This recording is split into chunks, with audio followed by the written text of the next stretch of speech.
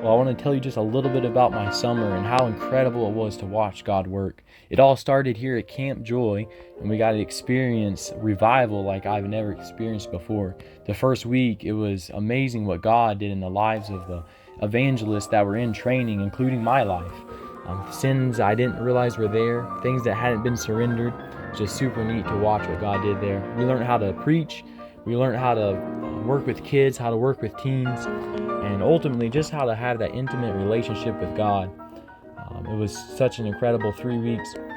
We did all sorts of crazy things, the booster cheers, throwing people up in the air, whatever it was, getting us out of our comfort zone, getting us out of that bubble so that we could be like Paul and Silas and just have that boldness we need just to proclaim the gospel and just to not be ashamed but to be proud of what God has done and what an incredible God we serve. With that, we had a training rally, as you just saw, and God really worked during that rally. We did a lot of traveling. Through the traveling, we got to meet a lot of neat people, have good conversations, and we also met some weird people, such as you see in the picture here. I'm just kidding, that's Mr. Noah, and you never know what he's up to. He's always up to something or another. He wasn't the only weirdo. There was one other one. Looks a little bit like me, but not sure about that. We see here, he's just working with the kids. He really knows how to get their attention. He's always up for something crazy, whatever it is. But it was neat, the people we got to meet, the things we got to do.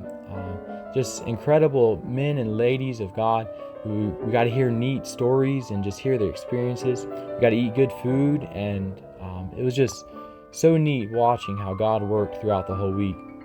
One of the nice things is in the morning we would have a rally with the boosters, the little kids, and then in the evening we would have a rally with the teens.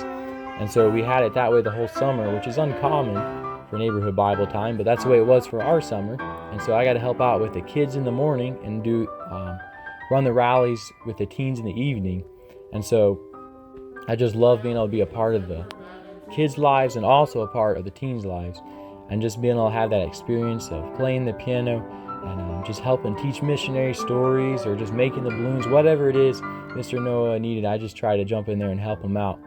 He did a great job just keeping the kids' interest and telling stories and having them sitting right on the edge of their seat just ready to listen. But ultimately it's about sharing the gospel, and it was so neat just to see the lives that were changed, the kids that made decisions for the Lord, the kids that got saved. That it never gets old watching what God does.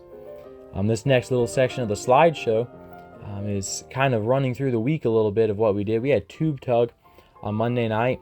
Sunday night we had noodle night, and we would have funny skits. At least they were supposed to be. I don't know that I acted them out and made them that funny, but I sure did try, and it was a lot of fun trying. Tuesday night we got to do big ball volleyball. So we'd have a big ball of volleyball, and we would hit it back and forth over a bus. We were jumping over it, falling over it, whatever it is. We did all sorts of crazy things with that. And at the end of the night, there's always just a bond each night that grew more and more with the church and the teens and the boosters, just because you're spending more and more time with them. And ultimately, it was just about them getting closer and closer to God, taking that next step. One of the tools we used to do that was Wednesday night, we had water night. If the kids weren't throwing water balloons at me or dumping water on me, I knew I hadn't connected well enough. But most of the time they were, and I got soaked. Probably more than half the kids, but it was a lot of fun. We'd have the fire department come out, and they would just help out, and they were just so willing to jump in there in many cases. And it was just neat how we could be a part of the local community, and they love just being able to spray a hose at kids. That never gets old. We did a lot of interesting games, like the game here you see. They're just surfing across on a mattress. You just never know what you're signing up for when you sign up for neighborhood Bible time. We had games where you're trying to knock paper bags off people's hats, crawling around on the ground trying to find a pool noodle. But ultimately, it was about the preaching. Ultimately, it was about God working in the hearts and God changing lives. Thursday night, we had Destination Unknown. We would typically load up and go to a place that the teens didn't know where we were going. We would get there and we would play some games. You can see here, it was typically really pretty settings. And we would have a lot of fun, and God would just truly work. And hearts were changed, and many teens were saved throughout the week, and lives were changed. God did an amazing work this whole summer. At the end of the week, we'd have incentives where they would throw me in the pond, pie me, whatever it was, all sorts of crazy things. But I did it because that's what God wanted me to do.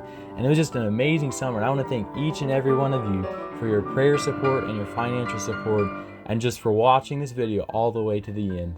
And hope you have a great rest of the day.